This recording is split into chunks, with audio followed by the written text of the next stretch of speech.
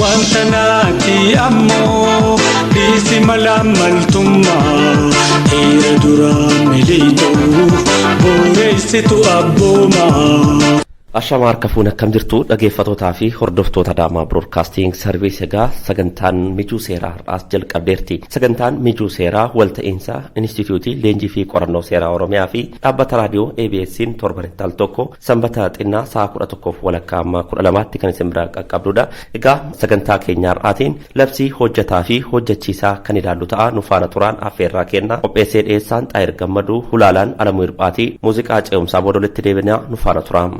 Wantanaati ammoo dhiisi malaamaltummaa dhiira duraa miliitoo boreessitu abboomaa. Instituutii Leenjii fi Qorannoo Seeraa Oromiyaatti leenjisaa seeraa obbo Milkii Makuriyaa yeroo keessan aarsaa gootanii asitti istiidiyootti nu argamu keessaniif ulfaadhaa galatoomaa jecha hojjetaa fi hojjechiisaa jechuun eenyudhamee kanarraa kaanu laata? Baay'ee gaariidha galatoomaan jedhanis labsiin dhimma hojjetaaf hojjechiisaa kana bitu labsii lakkoofsa 1156 bara 2011 baheedha. Labsii kanarratti hojjechiisaan eenyudha akkasuma immoo hojjetaan eenyudha kan jedhu hiikoon itti kennamee jira jechuudha. Hojjetaa yeroo jennu nama kamiyyuu nama uumamaa jechuudha. Hariiroo hojii uumuudhaaf hojjechiisaa wajjiniin waliigaltee kan qabu jechuudha. Hojjechiisaa yeroo jennu immoo hojjetaa tokkoo fi isaa ol qacaree nama hojjechiisu nama dhuunfaa ta'uu danda'a akkasuma immoo dhaabbata yookiin nama uumamaa nama namtolchee ta'uu danda'a jechuudha. Nama dhaabbata qaama seerummaa qabu ta'uu danda'a jechuudha. Kanaaf hojjechiisaa fi hojjetaa jidduu waliigaltee hojii jiraachuu qaba.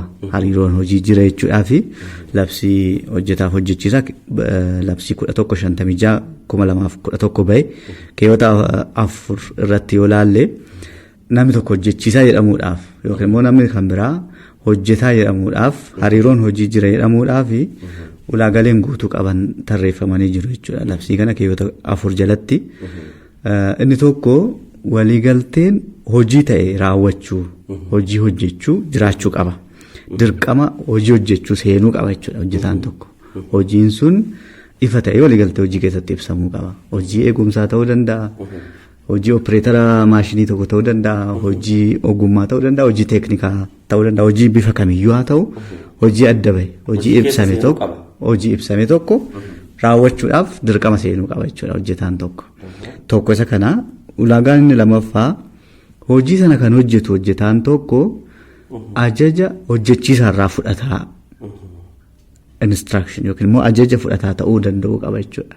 Kana jechuun hojjechiisaan hojjetaa isaa hojii akka hojjetu, hojii maal akka hojjetu, sagantaa baasee fi yoom akka hojjetu, eessatti akka hojjetu, bifa kamiin akka hojjetu, meeshaa akkamiitiin akka hojjetu kan ajaja kennuuf hojjechiisaa ta'uu danda'uu qaba jechuudha.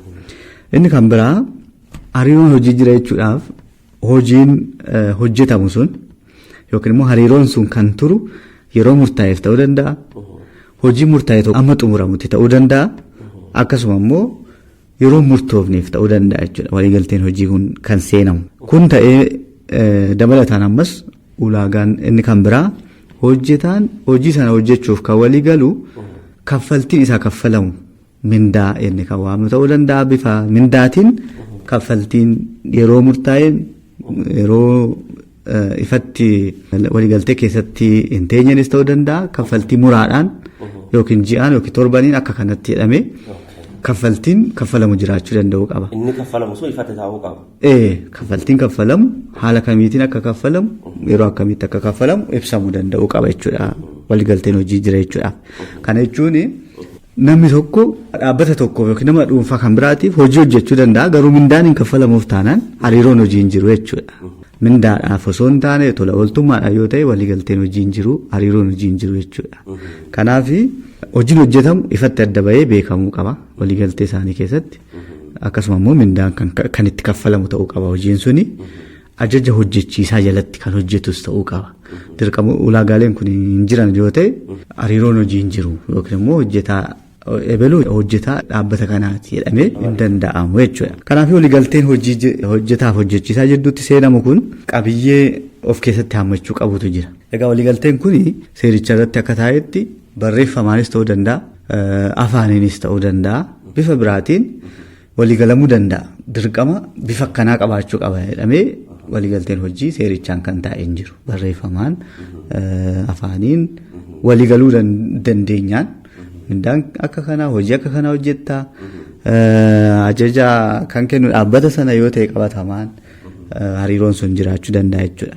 Haa ta'u malee waliigalteen sun afaaniinis haa ta'u barreeffamaan bifa biraatiin haa raawwatamu iyyuu malee qabiyyeen immoo dirqama qabaachuu qabu jiru jechuudha seera kanaan kan ta'an. Fakkeenyaaf hojii hojjetamu irratti waliigaluu danda'uu qabu. Hojiin hojjetu sun maalidha? Hojii argame hundumaa hojii bifa adda addaa kennaaf yoo ta'e hojiin sun adda bahee hin beekamne yoo ta'e rakkisaa ta'a jechuudha. Hariiroon hojii jira jechuudha.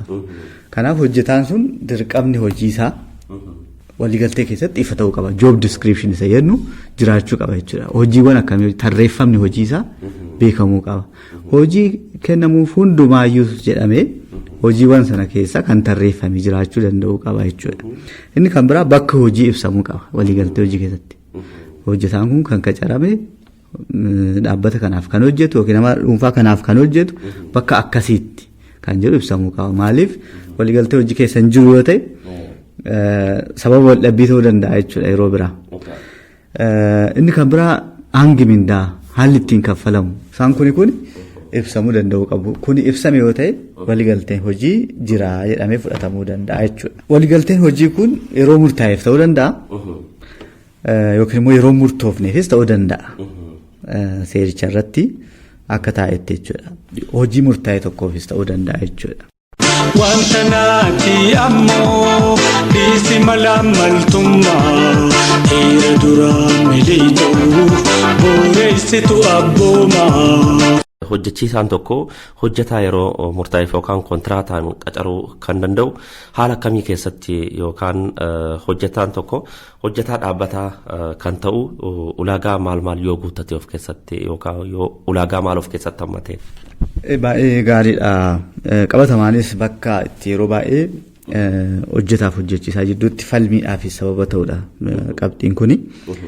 Egaa seericha irratti labsii amma caqasne labsii hojjetaaf hojjechiisaa lakkoofsa 1156 bara 2011 bahe keewwata 9 irratti akka qajeeltootti hojjetaan kamiyyuu dhaabbata hojjechiisaa tokkotti yeroo qacaramu akka hojjetaa dhaabbataatti lakkaa'ama. Akka hojjetaa yeroo hin murtoofneef qacaramutti lakkaa'ama kan jedhu taa'ee jira. Haalli addaa immoo yookiin hambifannoon keewwata kanaa keewwata 10 irratti taa'ee jira. Hojjechiisaan tokko hojjetaa yeroo murtaa'eef yookiin immoo hojii murtaa'e tokko hanga xumuramutti haalli addaa itti qacaruu danda'u immoo keewwata 10 irratti tarreeffamaniiru sababoonni jechuudha. Sababoonni keewwata 10 irratti tarreeffaman kun yoo jiraatan hojjetaan tokko yeroo murtaa'eef jechuun kontiraataan qacaramuu danda'a jechuudha. Sababoonni kun hin jiran taanaan garuu hojjetaa kamiyyuu kan qacaruu qabu hojjechiisaan tokko yeroo murtoofneef yookiin immoo dhaabbataadhaan ta'uu akka qabu seerichi kan kaa'u jechuudha. Sababoota kana keessaa inni tokko hojiin tokko amaluma isaatiin hojii xumuramutu jira. Hojii yeroo murtaa'e booda mataa isaatiin hojiin sun kan xumuramu ta'e. Fakkeenyaaf hojiiwwan koonistirakshinii wal qabatee ta'uu danda'a. Dhaabbanni koonistirakshinii tokko hojjettoota koonistirakshinii barbaaduu danda'a. Hojii koonistirakshinii tokko kontiraata waan fudhateef hospitaala tokko ta'uu danda'a yookiin immoo karaa tokko waliigalteedhaan hojjetee xumuruudhaaf waliigaltee seeneef hojjettoota baay'ee qacaruu danda'a. Hojiin sun garuu gaafa dhume piroojeektiin sun gaafa xumurame waliigalteen hojii hojjettoota isaa sana waliin qabaatu hin xumuramaa jechuudha. Kuni sababa tokko jechuudha. Hojjetaa yeroo murtaa'eef haalli itti qacaramu sababni tokko isa kana. Inni kan biraa hojjettoonni sababa dhukkubaatiin hojiirraa hafan jiraachuu danda'u. Sababa miidhaa qaamaatiin hojiirra kan hafan jiraachuu danda'u. Sababa to'annaa seeraa jala oolaniif hojjettoonni hojiirra hafan jiraachuu danda'u. Hojjettoonni kun amma deebi'anitti eeguudhaaf dhaabbanni hojjechiisaa hojiin akka hin miidhamneef bakka isaaniitti nama yeroo murtaa'eef bakka buusuudhaaf hojjettoota qacaruu danda'a jechuudha. Fakkeenyaaf dhaabbanni hospitaala dhuunfaa tokko hakiima tokko yeroo murtaa'eef to'annaa jala oole yoo ta'e hakiima biraa hojii sana kan uwwisu yeroo murtaa'eef qacaruu danda'a jechuudha. Kanaaf hojjettoota yeroo murtaa'eef hojiirraa hafan bakka buusuudhaaf qacaruun haala hayyamsiisu tokko jechuudha. Yeroo murtaa'eef qacaruuf. Inni kan biraa hojiin haala hin baratamneen yeroo heddummatu jira dhaabbata tokkotti. Ajajni itti baay'atee hojii adda addaa dhaabbilee adda addaatiif warshaan dhiyeessu tokko heddummina hojii haala hin baratamneen kan idileen ta'an jechuudha. Yeroo akka kanaa hojii humnaa olii heddummatu kana hir'isuudhaaf yeroo murtaa'eef hojjettoota kontiraataan yeroo murtaa'eef qacaruu danda'a jechuudha. Inni kan biraa dhaabbatni tokko dhaabbileen tokko jiru fakkeenya warshaa sukkaaraa fa'aa akka kana yoo fudhatte hojii yeroo murtaa'e hojjetamantu jiru waggaa keessatti ji'a 2 ji'a 3 ji'a 1 qofa kan hojjetaman fakkeenya warshaa sukkaaraa yoo fudhanne hojiin agadaa shankoraa muruu yeroo murtaa'e qofa jira waggaa keessatti ji'a 1 ji'a 2 ji'a 3 ta'uu danda'a waggaa guutuu hojjetaa qacaree hojii kana akka raawwatu tursiisuun irraan eeggamu jechuudha hojii yeroo murtaa'e qofa raawwatamee xumuramu hojjetaa yeroo murtaa'eetiin hojjetaa kontiraataatiin raawwachuudhaaf qacarree akka kanaa raawwachuu danda'a jechuudha. Inni kan biraa dhaabbanni hojjechiisaa tokko caasaa dhaabbatichaa hojjetaa meeqa barbaachisaa kan jedhu caasaa isaa qorachiisaa yeroo jirutti caasaa isaa bifa haaraadhaan jijjiiruudhaaf fooyyessuudhaaf yeroo hojiinchi qoratamaa jirutti amma suni adda ba'utti hojjettoota qacaru hojjettoota yeroo murtaa'e qacaruu danda'a jechuudha. Sababoonni akka kanaa keewwata 10 irratti tarreeffaman jiru. Sababoonni kun yoo jiraatan yeroo murtaa'eef qacaruu danda'a. Sababni akka kanaa bakka hin jirretti garuu lafaa ka'ee hojjechiisaan tokko hojjetaa tokko yeroo murtaa'eef hin qacare jedhee yoo waliigaltee raawwate illee hojjetaan sun irratti waliigaltee yeroo murtaa'e yoo mallatteesse illee seerichi akkamitti tilmaama fudhata jechuudha akka hojjetaa dhaabbataatti tilmaama fudhata jechuudha. Kanaaf bifa sanaatiin waliigaluun isaanii seera kanaan kan faalleessu waan ta'eef hojjetaan sun akkuma hojjetaa dhaabbataatti lakkaa'amaa jechuudha. Seeraan ala sababa seeraan irratti tarreeffameen ala yeroo murtaa'eef yoo qacare illee akkuma hojjetaa dhaabbataatti seerichi kan fudhatu jechuudha. Hedduu gaariidha. Yaada bal'aa nu laachaa jirtu. Ulfaadha jechaa gaa muuziqaa ce'umsaa booda dhaggeeffattoota keenyatti kan deebinu ta'a.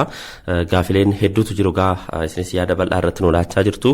Dhaggeeffattoota kabajamoo fi jaallatamoo muuziqaa ce'umsaa tokko booda kan walitti deebinu ta'a jechuudha. Wanta naati ammoo dhiisi malaamaltummaa dhiira duraa miliitoo boreessitu abboomaa.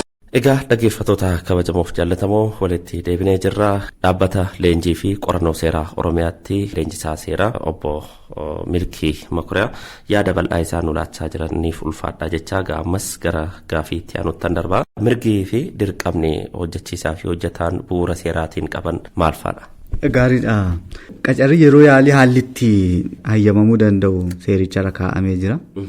Qacarri yeroo yaalii kun hojjetaa tokko yeroo haaraa qacaru dhaabbanni hojjechiisaa tokko yeroo guyyaa 60 hin caalleef hojjetaan sun hojii sanaaf hin madaalamoo miti hojjetaa mijataadhamoo miti amala hojii sana wajjiniin wal baraamoo miti isa jedhu laaluudhaaf dhaabbanni hojjechiisaa tokko hojjetaa tokko yeroo itti laaluudha jechuudha. Hojjetaanis akkuma sana dhaabbata sana yeroo itti baratu yeroo itti ilaaluudha jechuudha. Hojiin sun naaf ta'amuu miti isa jedhu yeroo itti ilaaluudhaan kun labsicha keewwata 11 irratti ibsamee jira. Inni kun guyyaa 60 caaluun qabu seericha irratti taa'ee jira jechuudha. Waliigalteen qacarri yeroo yaalii inni kun guyyaa 30 ilaaluudhaaf qacaruun hin danda'ama guyyaa 45 guyyaa 10 ta'uu danda'a garuu guyyaa 60 caaluun hin qabu jedhee seerichi kaa'ee jira. Sanaa olitti waliigaltee qacarri yeroo yaalii yoo raawwatame illee guyyaa 60 kun erga darbee booda yeroo yaalii isaa akka xumureetti tilmaamni fudhatama jechuudha hojjetaan tokko. Yeroo yaalii kana keessatti mirgii fi dirqamni isaan qaban maali isa jedhu laaluun hin danda'ama. Hojjetaan tokko akkuma hojjettoota kaanii akkuma hojjettoota yeroo qacarri yeroo yaalii isaanii xumuranii mirgaa fi dirqamoota bu'uuraa hin qabaata. Dirqama hojii hojjechuu mirgaanis immoo mirga faayidaa kaffaltii hojjettoota kaaniif kaffalamu yookiin immoo itti qacarame sana argachuu mirgoota akka sanaa hin qabaata. Dirqamni yeroo yaalii kana keessatti hojjechiisaanis hojjetaanis hin qabaanne maalinni waliigaltee hojii adda kutuu yoo barbaadan guyyoota 60 keessatti yookiin immoo sanaa gaditti yeroo yaalii keessatti akeekkachiisa kennuun osoo hin barbaachisiin waliigaltee hojii adda kutuu danda'u jechuudha. Hojjechiisaanis hojjetaanis. Yeroo yaalii kun erga xumuramee booda namni tokko waliigaltee hojii adda kutuudhaaf hojjechiisaas haa ta'u hojjetaan akeekkachiisa guyyaa 30 yookiin akka kanatti akeekkachiisa kennee dursee waliigaltee hojii adda kutuu kan danda'u isayyuu sababa gahaa yoo qabaate jechuudha. Yoo qacarri yeroo yaaliirra jira yoo ta'e garuu akeekkachiisa akka kanaa kennuu osoo barbaachisiin hojii cinaan taane hojjetaanis adda kutuu danda'a. Wanta naati ammoo dhiisi malaamaltummaa dhiira duraa miliitoo boreessitu abboomaa. Hojjechiisaanis immoo waliigaltee hojii sababa naamni jannee hojjetaan kun hojjetaa sirrii miti bakka kanaaf madaaluudhe adda kutuu danda'a jechuudha. Egaa asirratti qacarri yeroo yaalii kun kan mootummaatii fi kan dhuunfaa jedhee garaagarummaa ni qabaata. Waliigalteen qacarri yeroo yaalii egaa amma labsii amma ilaalaa jiru labsii 1156 2011 kanaatiin guyyoota 60 labsiin kun dhaabbilee dhuunfaatiif kan raawwatiinsa qabaatu jechuudha. Dhaabbilee dhuunfaa yeroo jennu nama dhuunfaa dabalatee dhaabbilee yookiin immoo namoota namtolchee warshaalee industiriiwwan kamiyyuu yeroo hanga kanaatiif jechuudha qacarri yeroo yaalii raawwachuu kan danda'an guyyoota 60 hojjetaa isaanii kan qacaruu danda'an. Gara hojjettoota mootummaatti yeroo dhufne labsii mataasaa danda'e labsii biraatiin bulaa labsii hojjettoota public service saniin bulaa yeroon qacarri yaalii kunis garaagarummaa qaba jechuudha. Labsii hojjettoota mootummaatiif akka kanaa guyyoota 60 yookiin ji'a 2 osoo hin taane ji'a 6 akka kanatti labsii sanaan kan tumame addatti tumamee jira jechuudha. Kanaaf labsii hojjetaaf hojjechiisaatiin garuu yeroo guyyoota 60 kan hin caalle inni kun iyyuu waliigaltee bitaa fi mirgaatiin kan mirkanaa'e ta'uu qaba. Bitaa mirgi hojjetaanis hojjechiisaanis kan mallatteessan ta'uu qaba. Yeroo baay'ee qabatamaan kan jiru maal inni hojjechiisaan qacarri yeroo yaalitti xalayaa kennaaf. Xalayaa sana kan mallatteessu dhaabbata hojjechiisaa sana yookiin hoogganaa hojii gaggeessaa dhaabbatichaati. Hojjetaan irratti waliin gallee jechuudha qacarri yeroo yaalii sana. Kun akka qacarri yeroo yaaliitti hin fudhatamu. Maaliif xalayaa jechuun gamtokkeedha. Gama hojjechiisaa qofaan kan kennamudha. Kanaaf hojjetaan guyyaa 60 jedhamee hojjechiisaadhaan qacarri yeroo yaalii sii kennameera yoo jedhame illee akka qacarri yeroo yaalii irra jiruutti hin fudhatamu. Akka hojjetaa dhaabbataa ta'e yookiin immoo yeroo murtaa'e yookiin yeroo murtoofneef hojichi kennameef itti fudhatama jechuudha. Qacarri yeroo yaalii jedhamuudhaaf maal ta'uu qaba? Lamaan isaaniiyyuu kan irratti walii galan kan mallatteessan ta'uu qaba jechuudha xalayaa sana. Waliigalteen barreeffamee mallatteessee waliigalteen sun jiraachuu qaba. Sun amma hin jirretti qacarri yeroo yaaliin jedhamu jechuudha. Inni kan biraa kan mirgaa fi dirqama malaamaltummaa dhiira duraa miliitoo boreessitu abboomaa.